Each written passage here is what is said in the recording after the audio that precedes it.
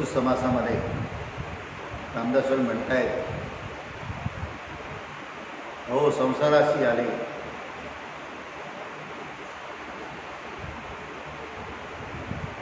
संसार प्रत्येकजण करतायत जगामध्ये. शब्दच कसा आहे संसार, संशयाचे सार,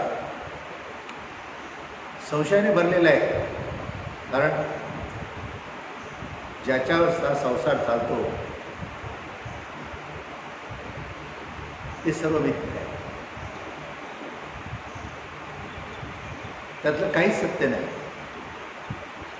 जे आकार स्वरूप आहे, नंदरूप आहे, गुणरूप आहे, ते सर्व नाशिवंत आहे. ते सर्व या भौतिकातून आलेलं आहे आणि भौतिक मिथ्या आहे. म्हणजे जो काही संसार चाललेला आहे तो भौतिकाशी संबंधित चाललेला आहे. जग भौतिकाचं बनलेलं आहे आणि त्या भौतिकांमध्ये भौतिक म्हणजे पंचमहाभूते, त्यात 3 गुण पण आहेत. म्हणून असुदा प्रकृती असं म्हटलेलं आहे. त्याच्यामध्ये 2 गोष्टी आहेत. एक असुदा प्रकृती आहे आणि एक पुरुष आहे. पुरुष आहे त्याला जाणे येणे नाही, मरण नाही, तो आहे, शाश्वत आहे, तो परमात्मा आहे. प्रकृती भौतिक आहे, पंचमहाभूतात्मक आहे आणि त्याच्यात 3 गुण असुदा प्रकृती, 5 आणि 3 8. पण ह्या कोणामध्ये मेळ नाही आहे, 3 गुणामध्ये पण मेळ नाही आहे आणि पंचमहाभूतामध्ये पण एकमेकाशी मेळ नाही आहे. अपघाताने सहजपणे एकत्र येतात, मिसळतात आणि काहीतरी तिसरं त्याच्यातून बनते. असे विश्व निर्माण झालेलं आहे. म्हणजे इथे खात्रीने, निर्धाराने, विश्वासाने सांगता येण्यासारखं नाही. तेव्हा काही बदलेल, आज आहे ते उद्या असेल हे सांगता येत नाही. म्हणून नेहमी शंका आहे. शंका आहे तर संशय आहे. संसार पण त्याच्यातून चाललेला आहे तो. खरं त्याचा सार घ्यायचा आहे. सार काय घेणार? संशय बाजूला करून सार घ्यायचा आहे. संशय बाजूने, संशय अज्ञान आहे, भौतिक आहे, अज्ञान आहे, जडत्व आहे, मिथ्या आहे.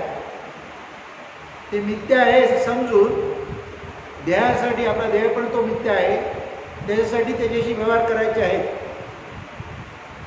म्हणजे सगळे काय आहे, दिसते भासते ते नाशिवंत आहे. पण ज्याच्यावर ते दिसते भासते किंवा ज्याच्यामुळे ते निर्माण झालेले आहे तो सत्य आहे, तो सार आहे, तो सार आहे आणि तो खरा आहे. त्याचा प्रत्यय आला पाहिजे, प्रत्ययाचं ज्ञान पाहिजे, प्रत्ययाची शिकवण पाहिजे, प्रत्ययाची प्रचिती पाहिजे. तो प्रत्यय आहे. मग तिथे संशय नाही, अज्ञान नाही, सुखच आहे, आनंदच आहे. मग संसारामध्ये सुख, समाधान, शांती पाहिजे असेल तर त्याच्यातलं जे सार आहे, त्यातलं सत्य आहे, त्या सर्व पंचमहाभूताचं आणि तो प्रकृती आणि पुरुष, पंचमहाभूतात्मक प्रकृती आणि तो पुरुष, पुरुष त्यातला तो सार आहे, तो प्रत्यय आहे. आणि त्याची ओळख आली पाहिजे, त्याची प्रचिती होऊन त्या प्रचितीने सगळे व्यवहार जगामध्ये केले, काही अडचण येत नाही. त्याला दुसरा शब्द प्रपंच असा वापरलेला आहे. प्रपंच, प्रपंच म्हणजे काय? परपंच, प्रपंच म्हणजे म्हणजे ती काही प्रक्रिया सुद्धा होते असाच अर्थ होतो त्याचा. आणि पर सुद्धा असतो. पण पंच 5 आहेत तिथे, त्या 5ने तो चालवलेला आहे. पंचमहाभूत 5 आहेत ना, त्याच्याशिवाय जगात कुठली वस्तूच बनत नाही, काय होतच नाही. ते नाही तर कुठला क्रियाकर्म होणार नाही. म्हणजे जसं तो परमात्मा पाहिजे तेव्हा क्रियाकर्म होणार आहे, तशासाठी पण जे आकारभूत आहे ते पण पाहिजे, कारण ते साधन आहे. साधनाला कारण असणारा तो पाहिजे. म्हणून त्या पाचांना पण महत्त्व आहे, पण किती महत्त्व द्यायचं, त्याची योग्यता ओळखून. त्याची योग्यता काय आहे, मायावी आहे, भौतिक आहे, नित्य आहे. पण ज्याच्यातून निर्माण झाले, ज्याच्यामुळे ते प्रकाशमान झाले, ज्याच्यामुळे त्याचं प्रसारण होते आहे, तो सत्य आहे, तो सार आहे. तर त्याचा प्रत्यय घेतला पाहिजे. संसाराशी आले निष्प्रह असं म्हणाले. परत वाचतो बोल जरा.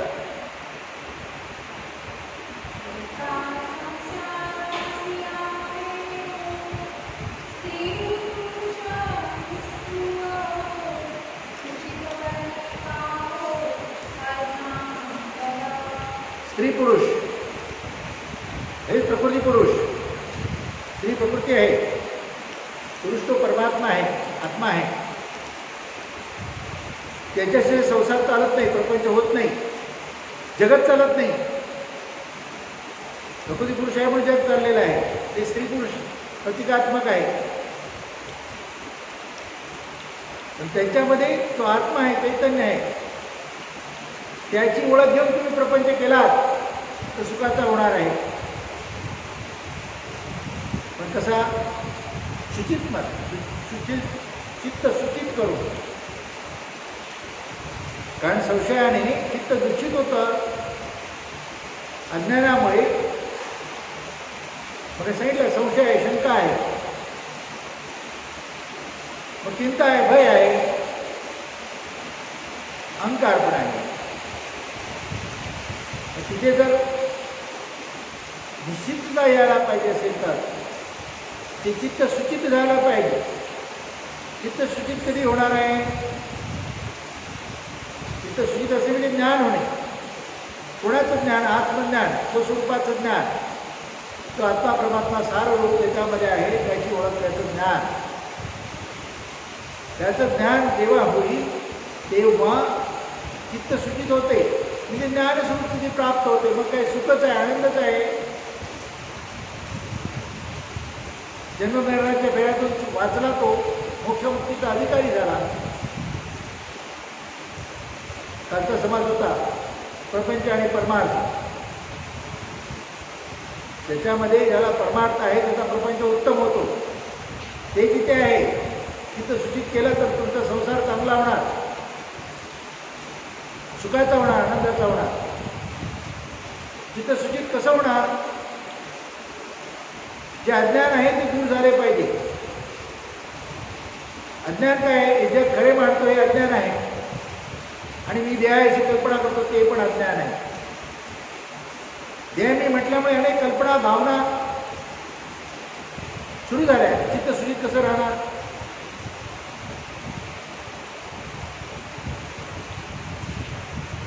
सगळं संशय कोणामुळे आहे, कल्पनेमुळे आहे, भावनेमुळे, वासनेमुळे, अहंकारामुळे. ते नाश पावले पाहिजे. ते नाश पावण्यासाठी अज्ञान नाश पावलं पाहिजे. अज्ञान जाऊन ज्ञान प्राप्त झालं पाहिजे, आणि ज्ञानस्वरूप स्थिती प्राप्त होण्यासाठी हा आपण कोण हे ओळखता आलं पाहिजे. की सत्यतेचे शास्त्र सारमुक्त परमात्मा ते आपले निज स्वरूप आहे अशी प्रचिती आणि ते प्रत्ययाचे ज्ञान आहे. पण ते सहजासहजी प्राप्त होणार नाही. नुसती पुस्तकं वाचून, ग्रंथ वाचून आणि वेदामध्ये भक्ती करून ते प्राप्त होणार नाही.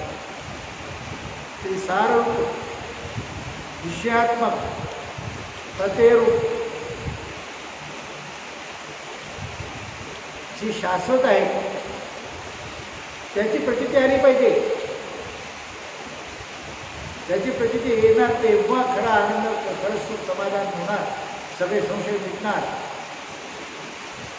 शांती प्रस्थापित होणार. हे होण्यासाठी भक्ती पाहिजे, सत्संग पाहिजे, परमार्थ पाहिजे. परमार्थाला अधिकारी पुरुष असावा लागतो.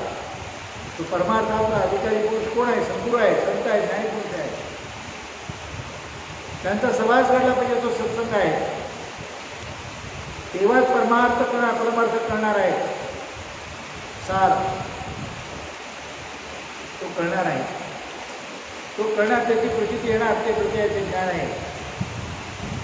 तिथे सुशांती, समाधान, मोक्ष, मुक्ती बघायचं आहे. संसारात काय पाहिजे?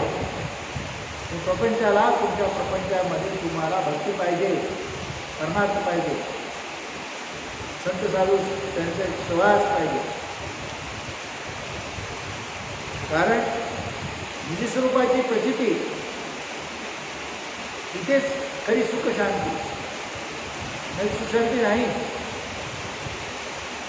ते संत साधू ज्ञानीपुरुष ते आत्मप्रचितीने परमात्मा स्वरूप झालेले आहेत.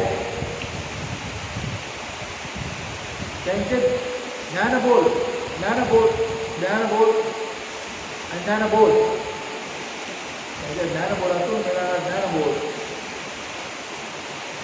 आणि त्याची प्रचिती केव्हाच येते. जसं पिंपळाचं झाड कावळ्याच्या दृष्टीतूनच उगवते, तसे आत्मज्ञान जे सद्गुरू आहे, आत्मदृष्टीचे संत ज्ञानीपुरुष, त्यांच्या मुखातून ऐकल्यावरच होते, त्याच प्रत्यय येतो.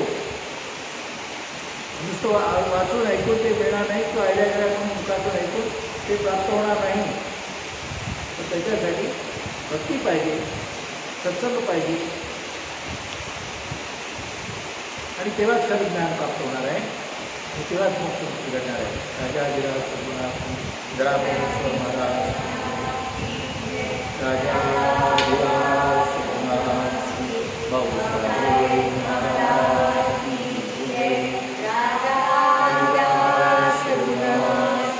निसर्गदत्त महाराज.